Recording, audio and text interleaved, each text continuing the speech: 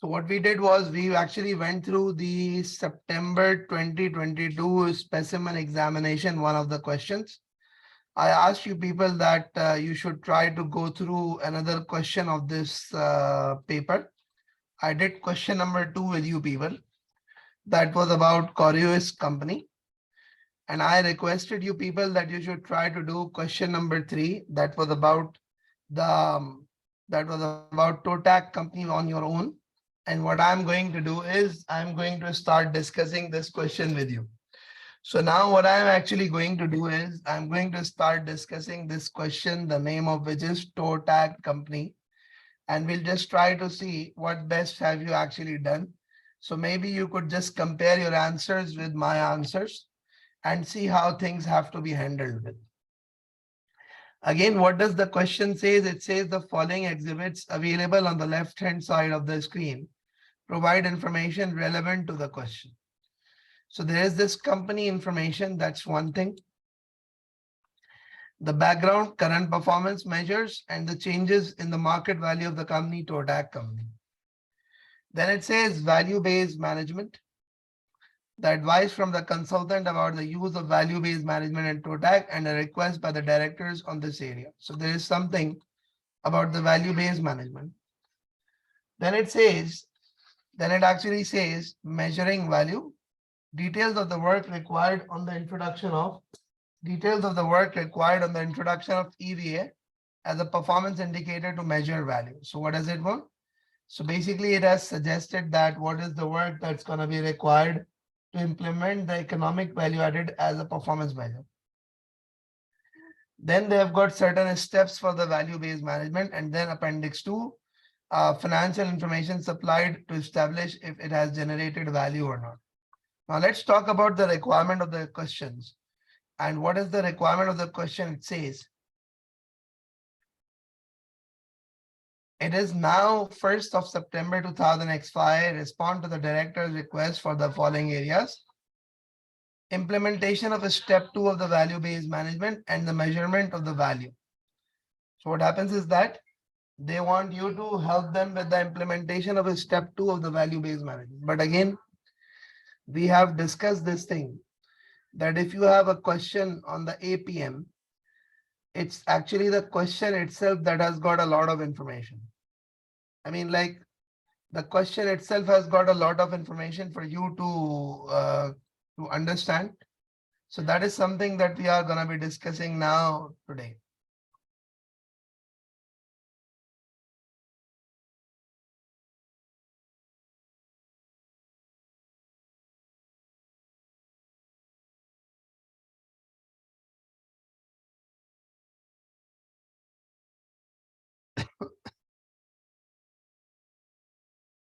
Okay, now let's actually talk about each one of them.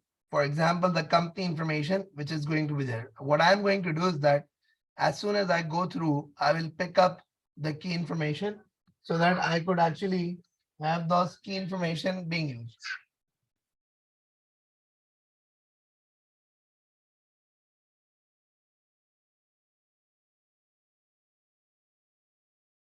Now it says Totag manufactures high quality and innovative small electric appliances such as hair dryers and vacuum cleaners. Now, very important thing.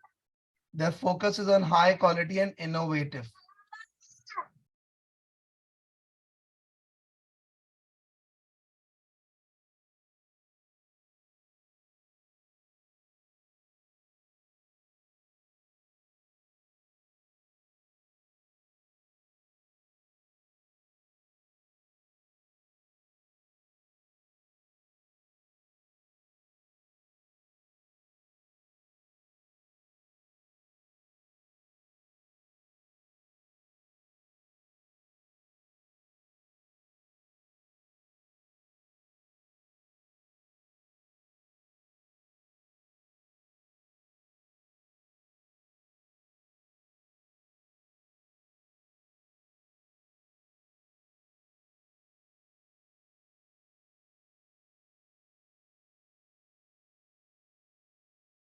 Okay, see what am I doing? I'm actually extracting the key area. It's a high quality and small electrical appliances that they manufacture.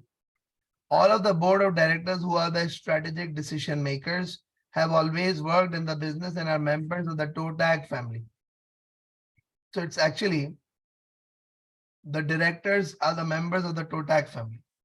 So what does it say? It says the directors are members of the Totag family. Now that's also another important aspect to this question. It says most of the operational managers joined as factory workers when the business has started and have taken on more responsibilities as the business has grown. Now, a very important thing is that most of the operational managers have joined as factory workers when business has started. So they are old workers. I mean, like, if I could just sum up, I could say the majority of managers are with company since start and were originally workers. Now, what next is there? It says, and have taken on more responsibility. Totag has a basic and outdated IT system for business complexity and has always used traditional financial performance measures such as ROI and operational profit margin. So what do they have? They have got a basic and outdated IT systems. What do they have? They've got a basic and outdated IT system.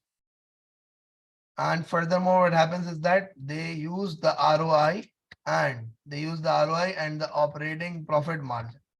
Now, why am I actually listing down all this information? I don't know what is the examiner going to ask me. But when I'm reading the question, I know that this is the key information which I'm probably going to be using while doing this question.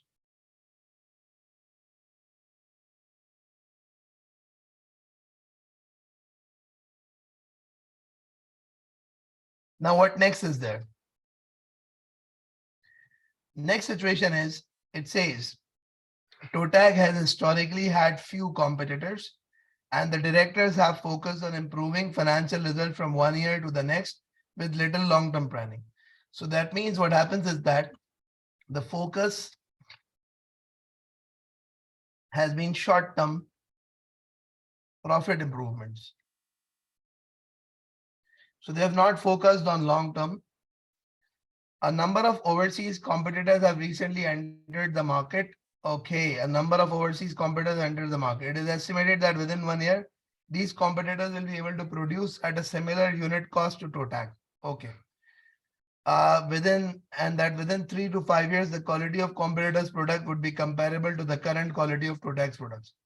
Totag may have to invest heavily in product development and make acquisitions in the future in order to compete effectively. So now the key information is that the competitors, the overseas competitors have arrived.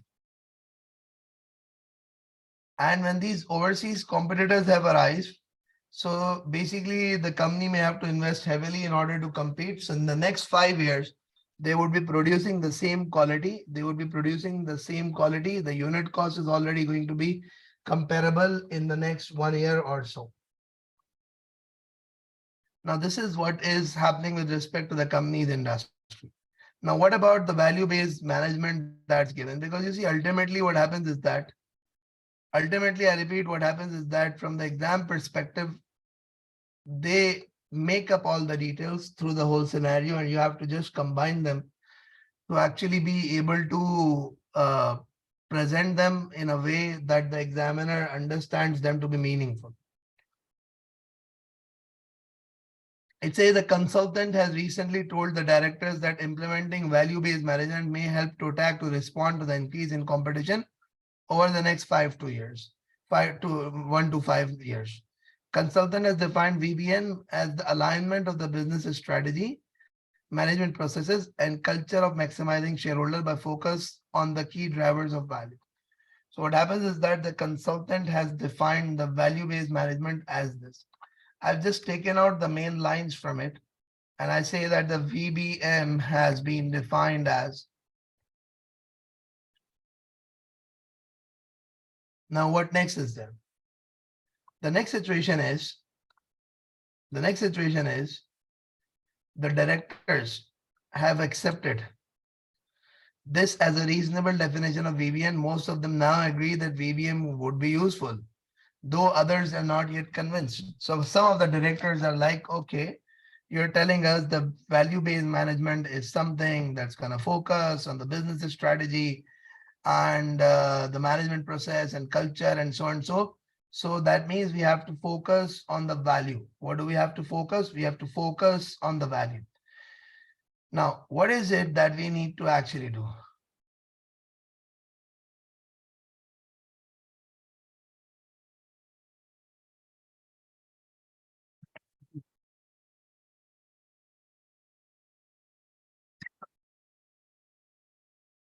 The directors have asked you for further advice on one aspect of the implementation of VBM at Protect. At her recent presentation, the consultant presented a slide, which is Appendix 1, showing the 4 steps in implementing the VBM. So what has the consultant done? The consultant has actually presented a slide at the meeting, and that meeting, they actually presented what? They actually presented a slide. Now, what actually happens is that the directors want your advice on how to implement step 2, which is defining performance target, and your advice should be focused on the following 4 areas. Select appropriate measures and targets, time scale to which targets should relate, management levels in the business at which targets should be relate, and the difficulties in measuring the performance using so and so. Now, what am I actually going to do? I'm going to pick up this whole area and I'm just going to copy and I'm just going to paste it. Why am I going to copy and paste it? Because I know that this whole area is going to actually act as a guidance for me in order to answer the question. Why? Because directors want an advice as to how to implement 2, which is defining performance targets and so on. So the answer should be focused on these 4 areas. What? It should be focused on these 4 areas. So if I talk about this, how am I actually going to do this? Let's just try to see. So the answer should be focused on these 4 areas.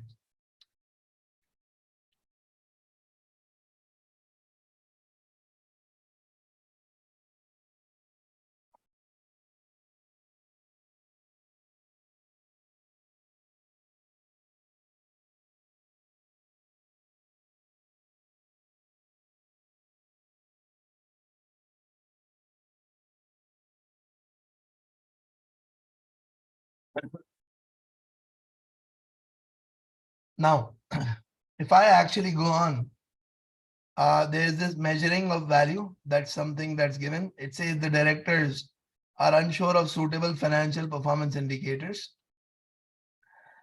for them to use to measure whether TOTAG is creating value. As an illustration, they've asked you to evaluate by calculating EVA.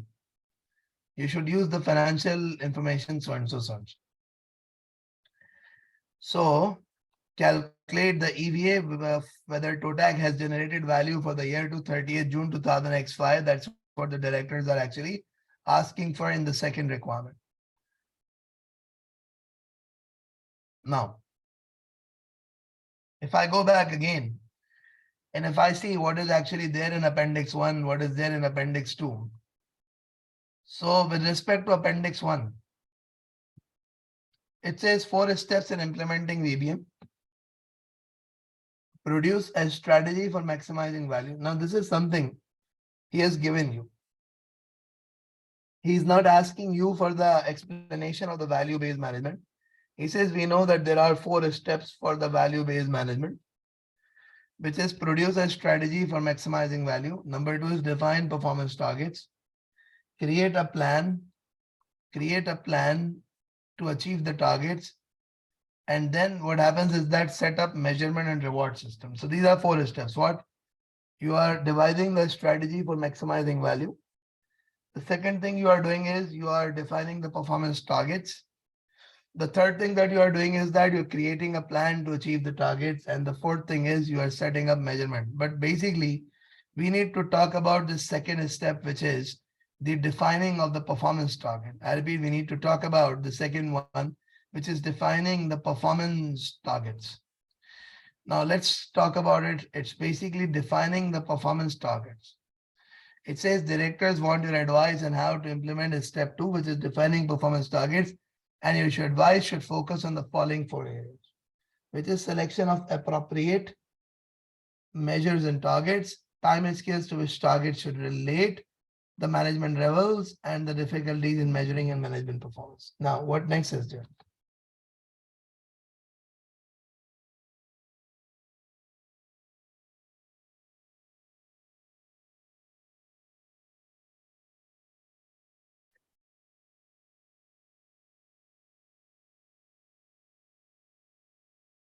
So this is the step number 1. Now let's talk about the appendix 2. The appendix 2 has got the information relating to the EVA calculation. So again, I'm not going to talk about it right now. Now, let's start discussing that how exactly are we going to answer the question. It's a 15-mark requirement and we need to answer the question. So we have to write down the answer considering these 4 things.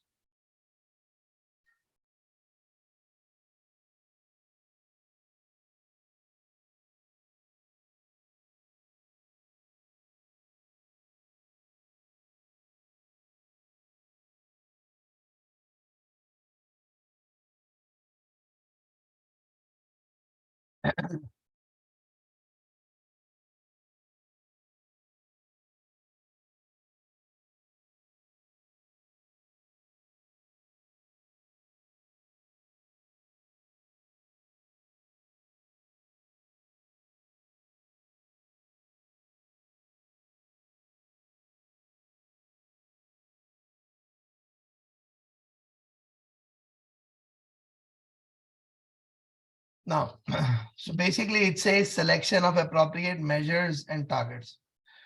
Now, what I actually would be doing is that I'll be listing out few pointers. I can elaborate, but first of all, I'm going to list down few pointers. Because you see, if you have to introduce the value-based management, the whole objective is to make sure that you are creating long-term value for the shareholders. Now, for you to be able to select the appropriate targets and measures, the existing challenge is that the competitors have entered the market. Competitors will meet cost levels within the next 1 year. Competitors will meet quality level within the next 3 to 5 years.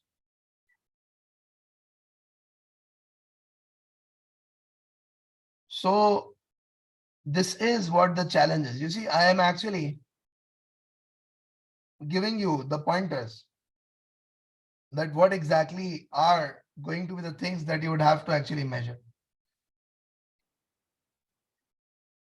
So since competition will be on the basis of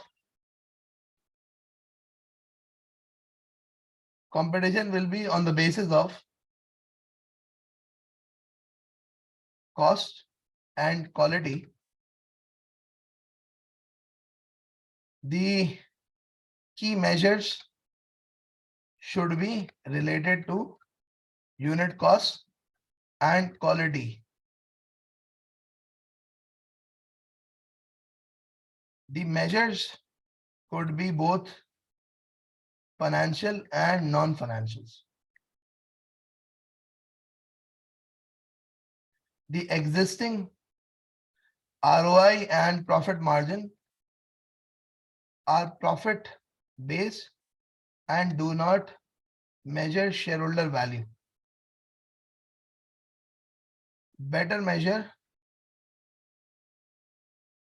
should be the ones that would focus on value creation for the shareholders. So unit cost, economic value added could be the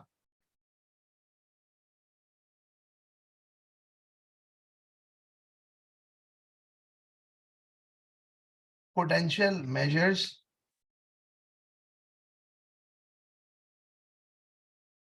However, quality is also important. Therefore, quality related measures should also be introduced.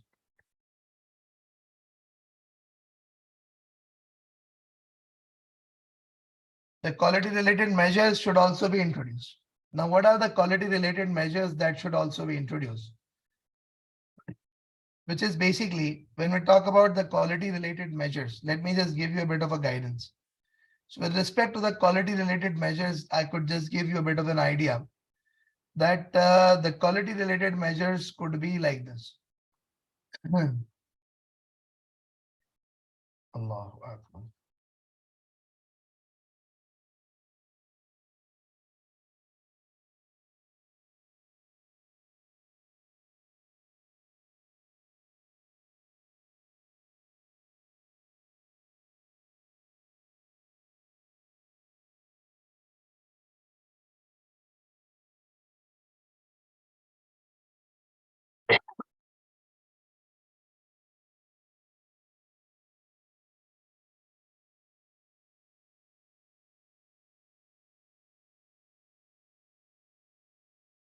So basically what happens is that you got to be focusing on the quality related measures also. Now, how exactly are the quality related measures should be introduced? So because you see the focus is the competition is going to be on the basis of both the quality and the focus is going to be on the basis of unit cost also. So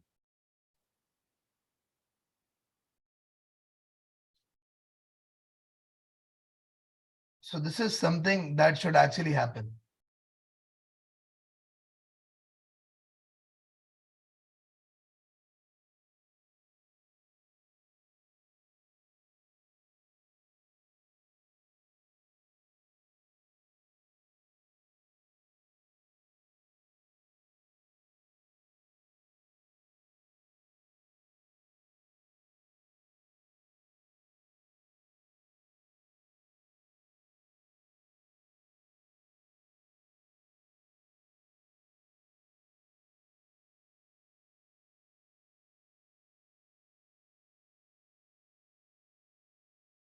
Now, so quality measures should also be introduced,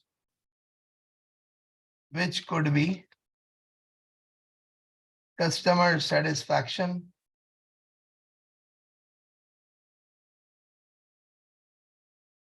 quality standards, the complaint ratio, the defect ratios, etc., etc. These could be the ones. Now, you see, I'm not writing down the questions answers in the form of long answers, but I'm just actually giving you the pointers that you should mention, that you can mention in this specific scenario to be more relevant, to be more meaningful. So I'm just giving you the pointers, right? Now, what is the next question's requirement? The time scales to which the target should relate. You see, what happens is that historically your focus has been short term. Historically, your focus has been short term only. You have not focused on long term. So what happens is that here the time scales, both short term, both short term and long term targets should be met.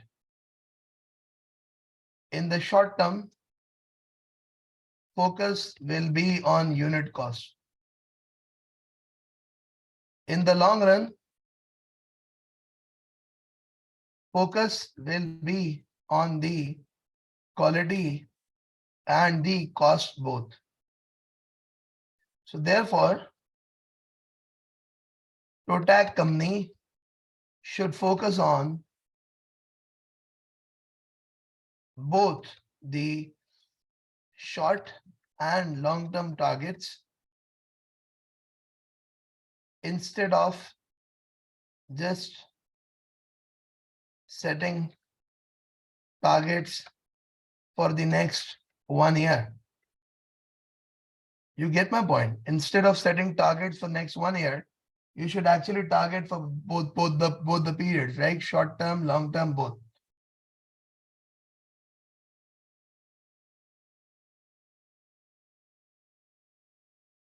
You get my point?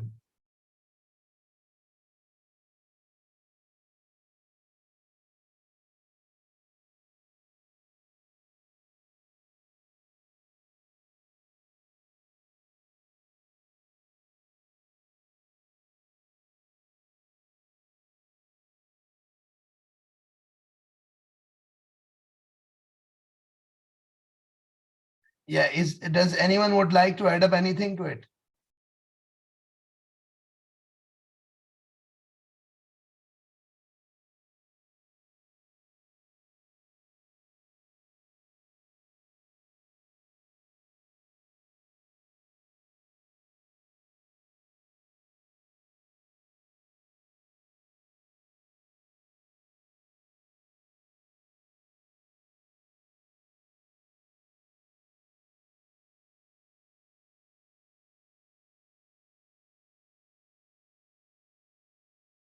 Okay, let's move a bit forward and let's discuss further. Next, it says management levels in the business to which the target should relate. Now, basically, one thing that I'm actually going to guide you is that it's not like that you set the target at only one level of management, which is the strategic level management. But the target should be set at all levels of management, because you see what happens is that it's like assuming I'm just giving an idea, assuming that this is how the organization is. So the value comes from the operational level to the tactical level and to go on to the strategic level. It's not like that you would just focus on the strategic level. I mean, it's not like that you would just talk on the strategic level. You have to talk overall. You get my point? You need to talk overall.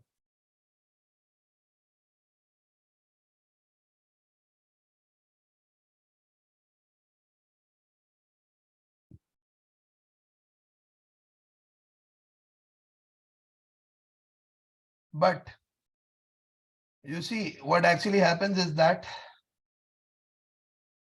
the all levels of management should be aligned to ensure that the long-term goals are met. All levels of management should be aligned that all levels that long-term goals are met. However, this would include all the operational, tactical, and the strategic level management. However, the existing goal,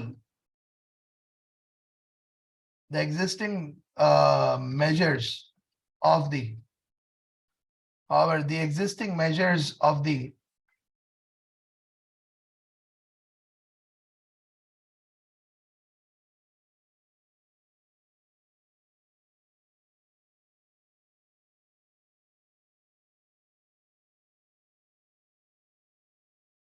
however, the existing measures of the however, the proposed measures of the unit cost and quality are both pertaining to the operational level. Hence, these targets should be set at the operational level more as compared to the strategic or the tactical level. Because ultimately, you see, you're focusing more on the production. When it comes to cost, when it comes to quality, both, you're focusing on the production. I repeat, you're focusing on the production. So if you're focusing on the production, this is something that you would have to do.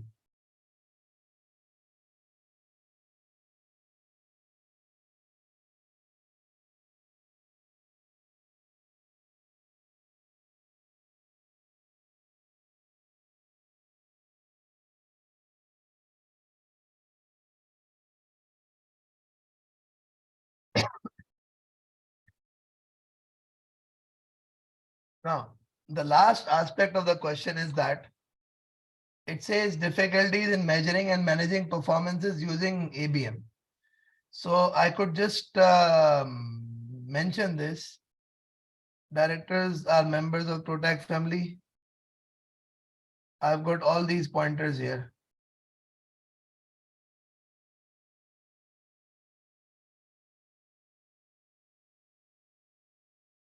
Okay, there's one thing that I actually got. I'm just going to put it here. There was one aspect. The decisions to invest in the decisions to invest in the product development and the acquisitions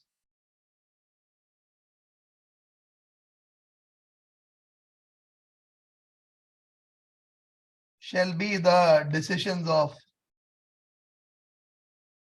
the strategic level management. Shall be the decisions of a strategic level management. Now, here it says difficulties in measuring and managing performances using the value-based management. Now, I'm just going to write down these things because what happens is that it's not just about measuring and managing performance using VB. It's not just about measuring, it's about managing also. So in this whole scenario, you see, the focus is now not only financial, but non-financial also.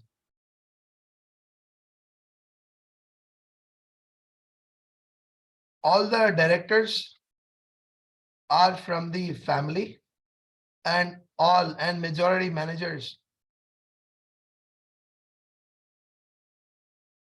are since the start. The focus had always been on the profit measures, and they are all used to this. The culture, the competence, the understanding of the issues is all limited amongst the existing staff / management, which would act as a key challenge,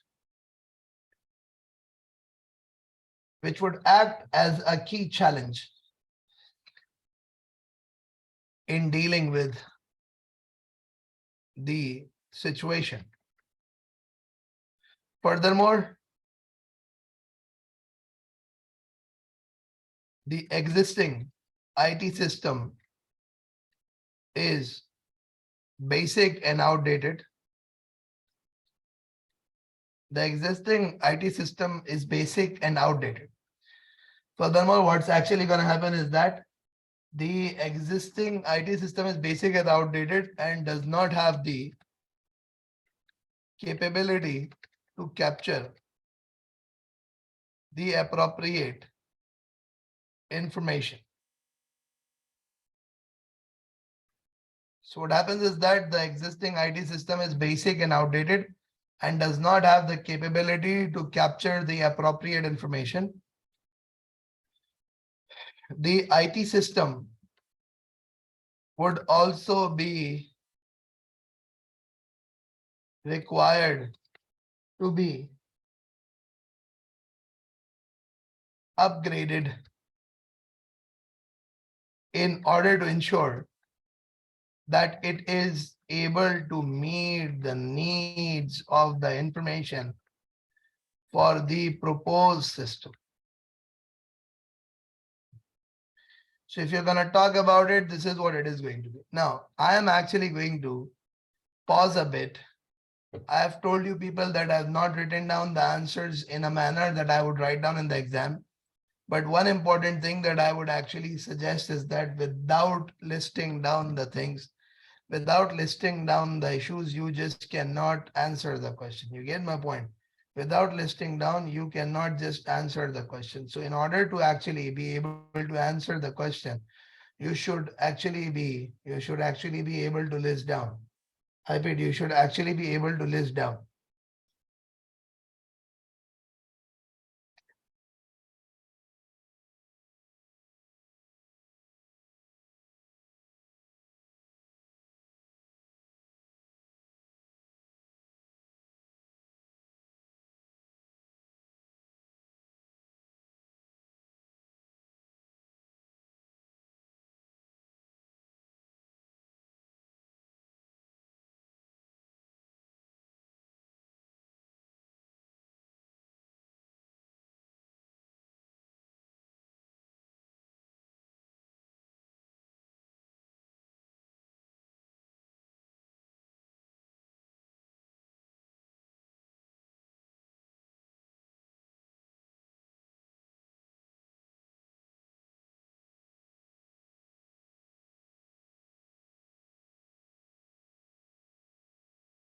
Yeah.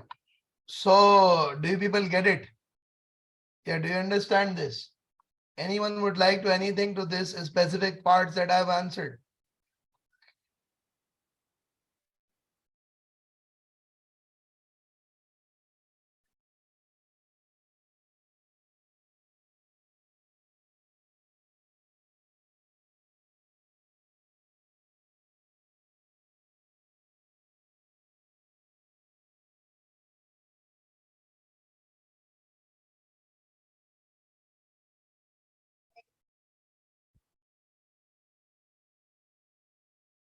Yeah, anyone would like to add up anything to it, please? Okay. So now let's move on to the next requirement. What is Appendix 2 and what exactly is the requirement? It says, as an illustration, they have asked you to evaluate by calculating the economic value added whether TOTAG has generated value or not. So you have to actually suggest whether TOTAG has generated the value or not. Now, what are we going to do? We would have to actually answer this question by calculating the economic value added, and you would know from the question that we were required to calculate the value for the period 30th June 2000x5. So we are just going to go for the 30th June 2000x5. Right? What are we going to do? We're going to talk about 30th June 2000x5.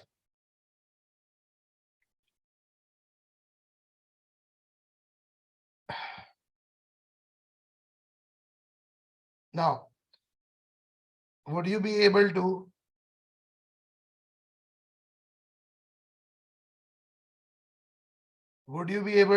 do this specific EVA? I'm just going to give you 5 minutes. Try to do the economic value added calculation for this company.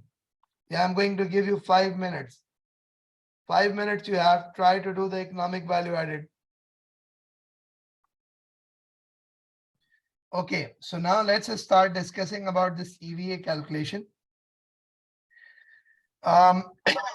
If you have to calculate the EVA,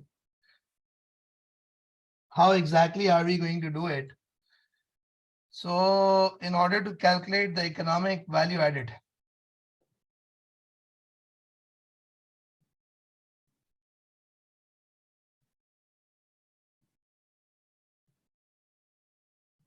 the economic value added,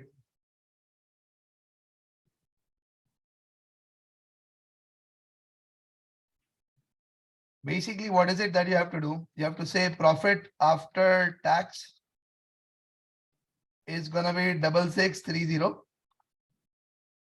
I repeat, the profit after tax is gonna be 6630. Then what actually happens is that you know that we have to add up few things, we have to deduct few things. There's interest expense given, there is this operating profit given, etc., etc., etc. So there are things that you would have to actually add up. So you have to add up after tax interest to it. And that is simply gonna be what? That is simply gonna be 1500. 1500 multiplied by 1 minus T. The tax rate is 22%. Should have 1170 that needs to be added up. Now what next is there? It says during the year, the advertising cost that will generate sales in future period was expensed to the income statement. So this advertising cost is long-term expenditure and should be added back. Advertising cost, 450,000 should be added back. Then it says the allowance for doubtful debts at the end of the period was 300,000. A reduction of 200,000 from the beginning of the period. So basically, you see what happens is that when you have a reduction in doubtful debt, I repeat, when you've got a reduction in doubtful debt, so that is recorded as an income. So that means this profit has been increased. So what happens is that the reduction in doubtful debt needs to be, the impact needs to be reversed. Reduction in doubtful debts. So it's going to be negative 200 because you see what happens is that you would have to ultimately calculate what? You'd have to ultimately calculate the NOPAT. So I'm first of all doing the calculation of NOPAT. Then I'm going to do the capital employed calculation. It says capital employed at the beginning of the year was this. To tax, after tax WACC is currently 9%. The company is financed a mixture of equity and fixed and floating rate loans. So ultimately, if you add up all of them, you will ultimately get what? NOPAT. What? NOPAT. Then if I talk about the capital employed, if I talk about the capital employed at the beginning of the period is given to you. It was 88,944. It's in terms of thousands, 88,944. How much is it? 88,944. So if I'm actually going to calculate the economic value added, what am I going to do? I'm going to say this is going to be NOPAT, the 8,050 minus, you've got the rate which is 9% and you got to multiply it with this 88,944. So hence resultingly 45,040. So ultimately the economic value added EVA is this into 1,000. 45,040, that's what the economic value added is going to be. So I repeat, 45,040 is what the economic value added is going to be. 7431 EVA is 0545. Okay, now I had multiple answers from you people. So can you just go through whatever that you have done and compare it with what I have done? Or is there an error that I have made? Okay, just wait a bit. Okay, yes, there is a capital employed and the capital employed needs to be adjusted. Thank you for this. Capital employed, the opening provision for bad debt, which is gonna be 500 that needs to be added up, right? Thank you for highlighting this. So hence this is gonna be this plus this.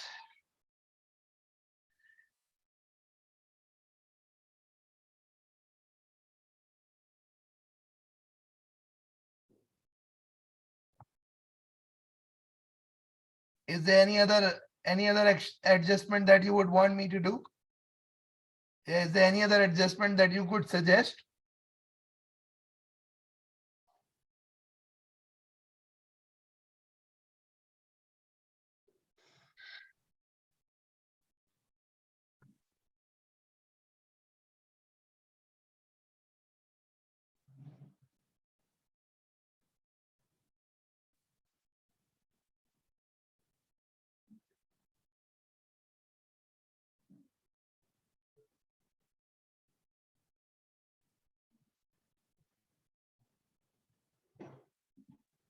Okay, why did we do 200 negative provision? Okay, WACC is already given in the question. Now there are few things that our students have got confusion with. So I'm just going to explain that.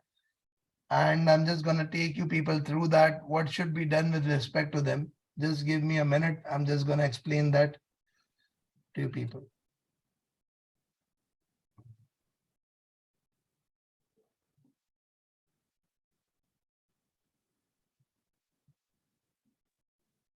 Okay, see what happens is that when we talk about the economic value added and when we talk about the NOPAT. So in order to calculate the NOPAT, what you do is that since you are starting with the profit after tax. So basically amongst the different adjustments, one of them is the non-cash expenses that are there. We need to adjust them. Similarly, the expenses meeting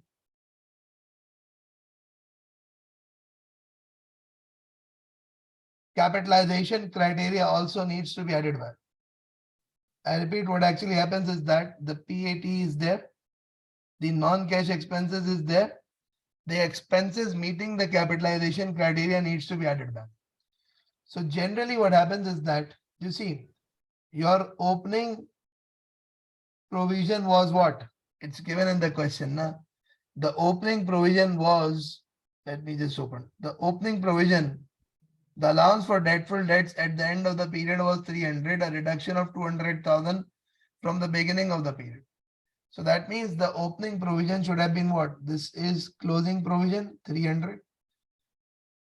The opening provision should have been what? The opening provision should have been 500, right? Because ultimately this is a reduction. I bet this is a reduction.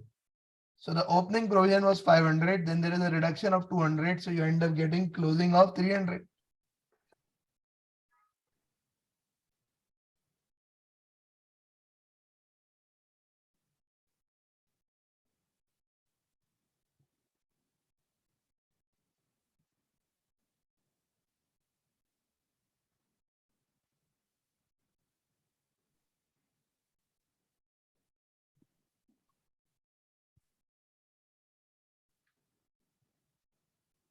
You get my point. So basically, this is a reduction. Now, this reduction actually means what? This reduction actually means it's an income. So it has increased your profit by 200. Now what we need to do is that we have to say the reduction in provision. And this is instead going to be deducted here. So what is actually going to happen is that we are now going to deduct it. It has instead been added up as an income. So we now need to do is that we now need to deduct it.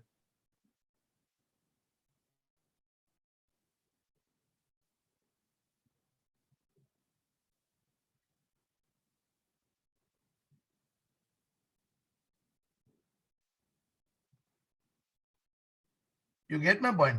Yeah, hello. Are you okay now?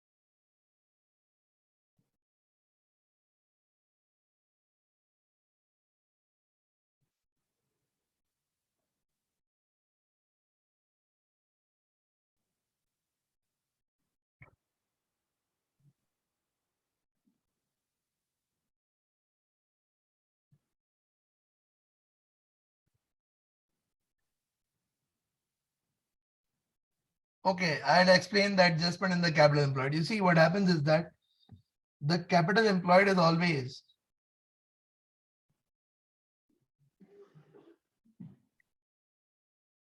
the opening capital employed.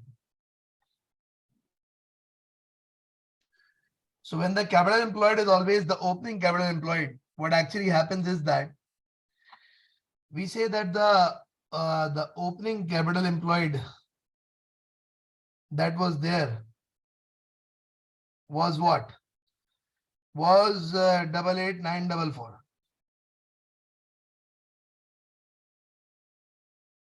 Right? This is what it was, 88,944,000. So if it is actually gonna be 88,944,000, So what we now need to do is that we need to adjust this capital employed. I repeat, we need to adjust this capital employed with the non-cash items, with the items which are supposed to be capitalized. So there is this non-cash items which is provision for bad debt. And we have just established this that the provision for bad debt was 500. So I repeat, we have just established that the provision for bad debt was 500,000 at the start of the year. So if it was 500,000 at the start of the year, this is how things are gonna be. You get my point?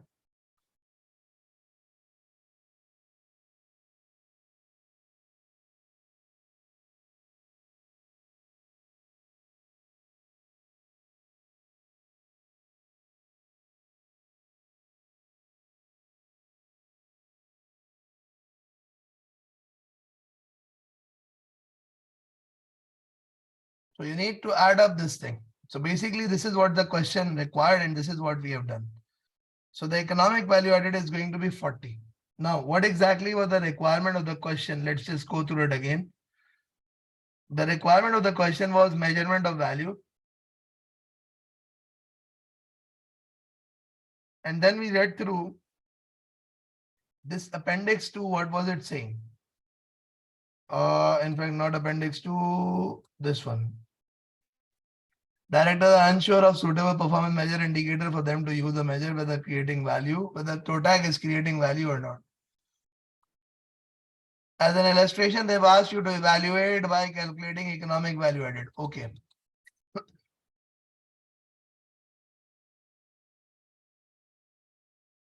The spreadsheet includes the calculation for the economic value added. The spreadsheet includes the calculation for the economic value added.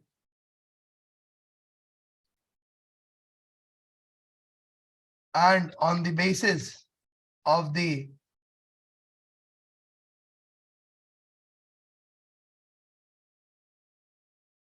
okay, is the screen blackout? Okay, yes, thank you for this. I just did this.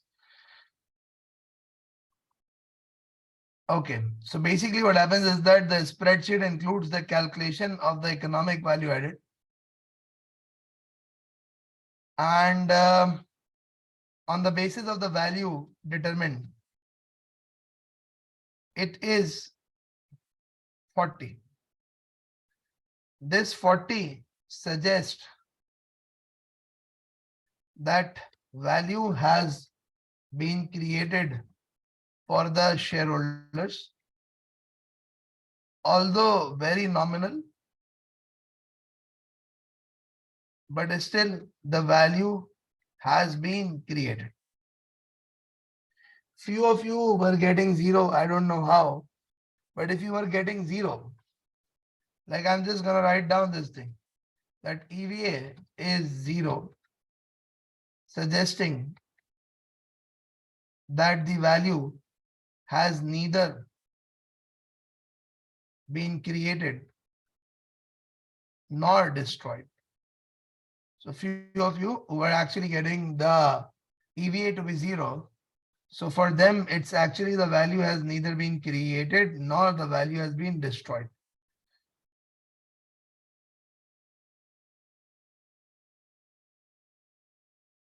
You get my point?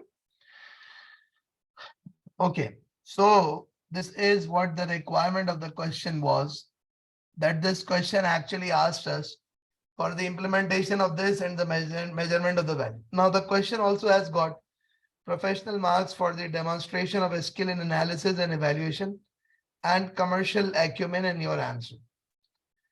Now, a lot of you people would be wondering that how would we give this answer? So demonstration of a skill and then the commercial acumen.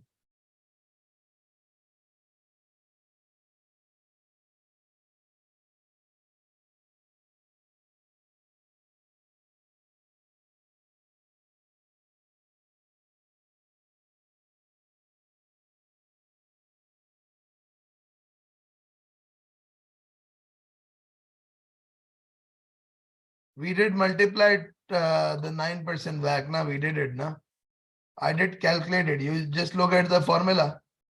I did this NOPAT minus WAC, which is 9% multiplied by capital employed. That's what I did.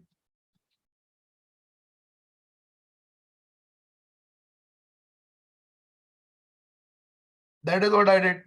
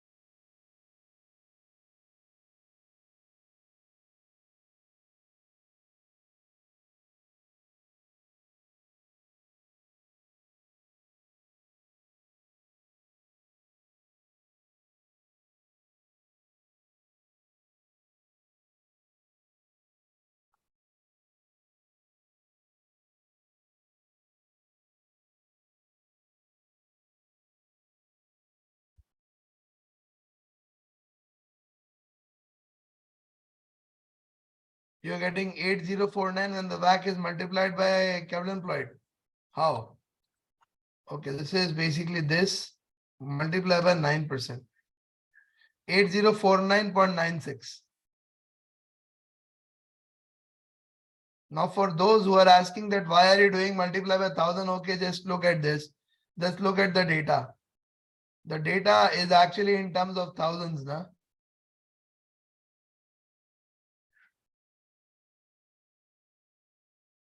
So this is in terms of thousand. This is in terms of thousand.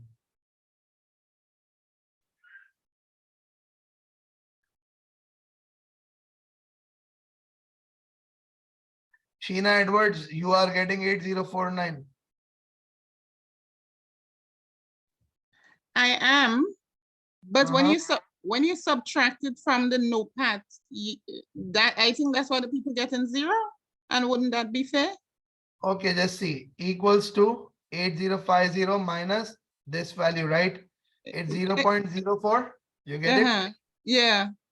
And now basically this is all in terms of thousands. So what I just did was I said this is gonna be multiplied by 1000. So I got 40. Oh, okay. Got you. Right? Okay, VD, the provisions, always just remember the opening provision needs to be added back. Opening provision needs to be added back in the capital employed, because ultimately you see what has happened is if you have created provision, so that means in the previous years you have deducted an expense. If you have created a provision, that means in the previous year you have deducted an expense. Now, if you have deducted an expense, so that has reduced your accumulated profits. Now, what is it that we need to do? We don't need to actually, we now need to do is that we now need to add it back. Now, we need to say that no, this is not the expense anymore. This needs to be added back.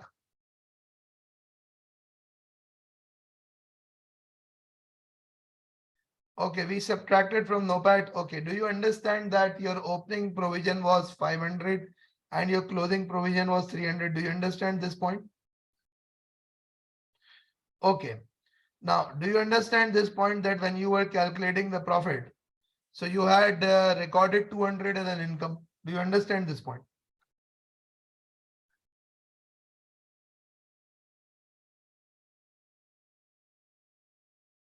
So when you had actually, okay, Alhamdulillah, good enough that you got it, Alhamdulillah.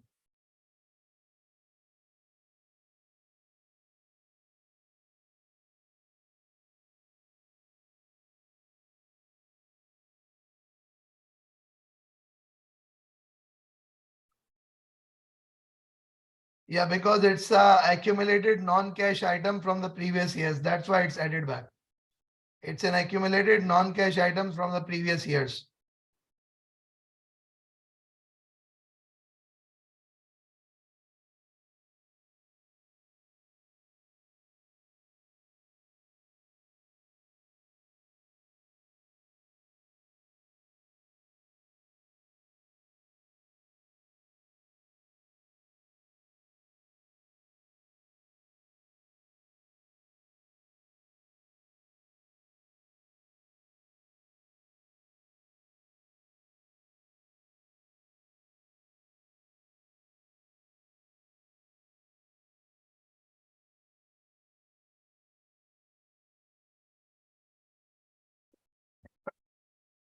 Okay, lovely. So now examiner is actually giving you this demonstration of a skill. So your EVA calculation is a demonstration of a skill.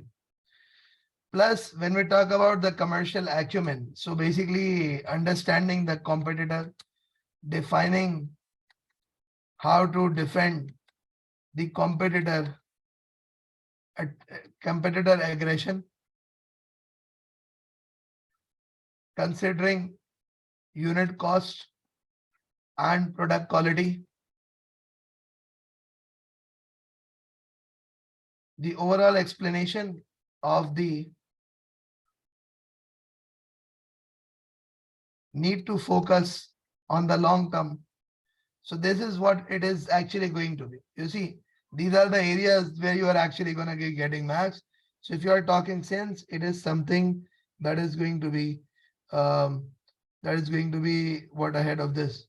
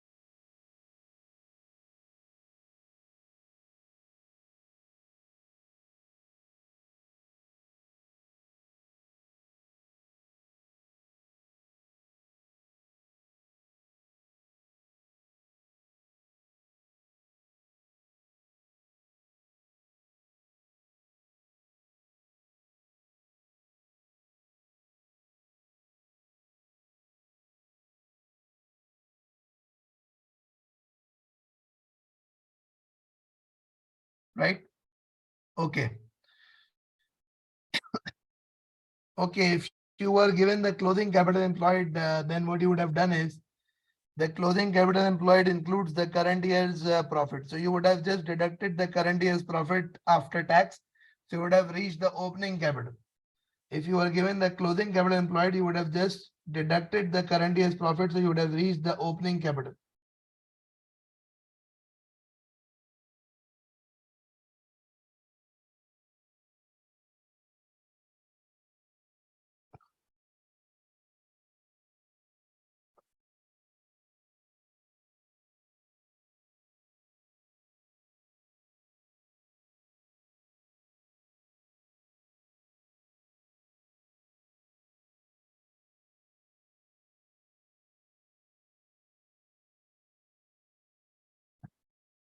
Right.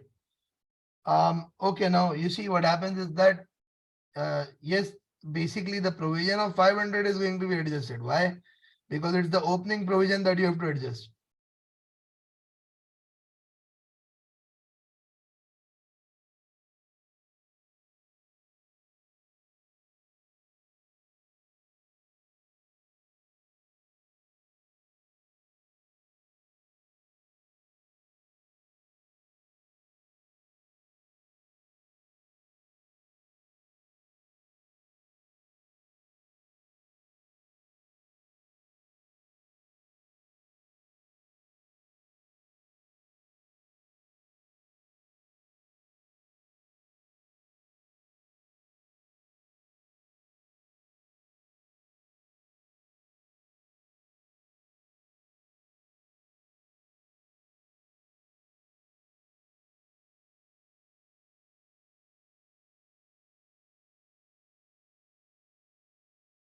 Okay.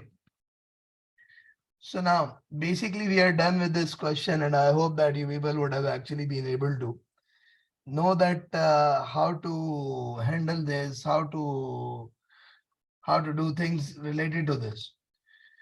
So basically,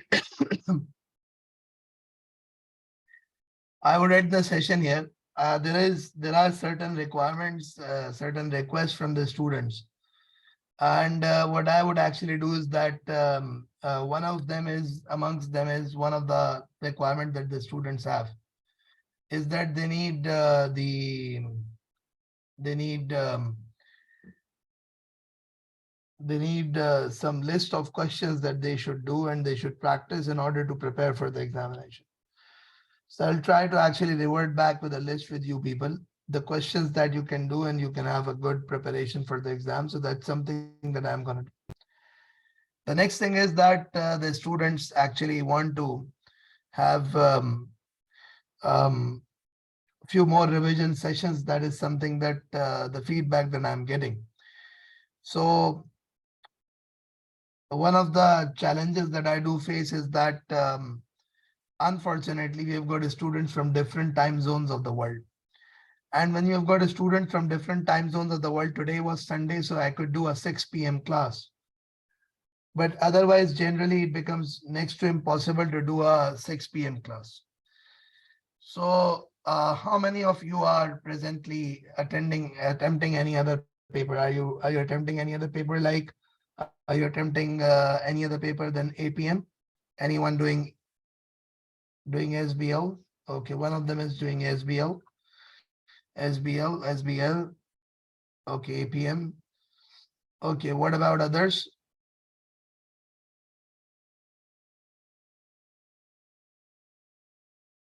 APM. Okay, APM.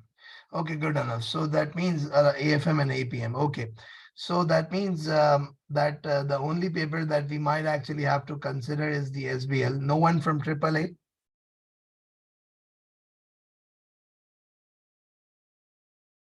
No one. Okay, good enough. So don't worry. I mean, like you are doing AAA. Okay, so that means AAA and so on. So okay, now what I'm actually gonna do is that I'm gonna plan out a session because I know that the exam is on Wednesday, right? The exam is on Wednesday, right?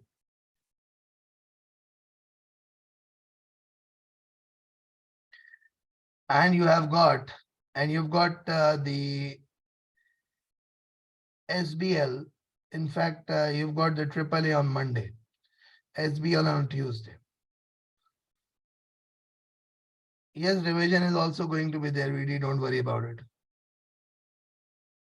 Complete revision of the course is also going to be there. Also, I have actually prepared some videos which you could just try to look at. Let me just show you. Maybe that's actually going to help you a lot also. Wait a bit.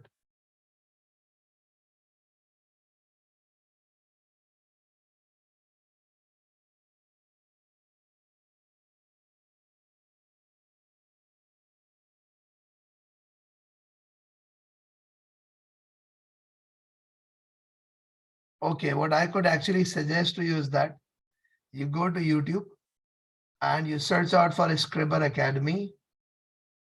And when you would go to Scribber Academy, just click on the playlist. Yeah, when you would click on the playlist, there's going to be the different type of playlists are there. I would suggest just click on the latest value, the latest video added. So you'll have this APM. Now, when you would sort out the playlist by latest video added, you have this APM playlist. Click on the APM playlist. When you would go for the APM playlist, there's actually there's actually a video which is about this ACCA APM revision lectures.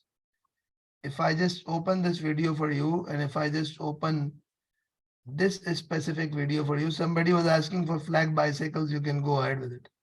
I've just opened two videos here. There is a lot of content that is available which could be helpful for you people. So now one of the videos that is basically there is generic strategy. You could just see the video has got multiple chapters. SMA, benchmarking, SWOT analysis, BCG, Porter 5 forces, Mendelow's, pest, risk and uncertainty, this all thing, right? So you could just look at the different areas. These are for the revision. Then I've got another video, and that video is like this. Here you go. This was again, I mean, like there are multiple chapters in it also. This video, which was for the last revision marathon. So like students, they kept on asking the question and I kept on answering them. So I would suggest go through these two videos, the video number 15 in the playlist and the video number 25. They are going to be a lot helpful for you people. Video number 15 and video number 25 on the playlist at the Scriber Academy channel. Right? Okay, so guys, thank you very much for your time. Thank you for being there. Thank you for attending the session.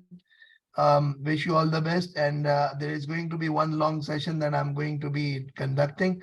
So you people will be informed in advance, but that is going to be next week probably, right? Okay, if any one of you needs anything, yes, I can share the answer sheet also. And plus what happens is that the scriber's number is 92345828722.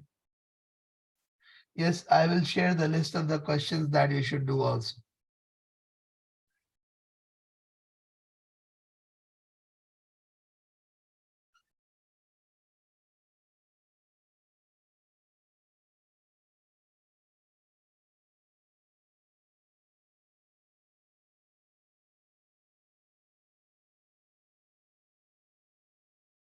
Yeah, thank you very much, all of you. Thank you for attending. Take care. Allah Hafiz.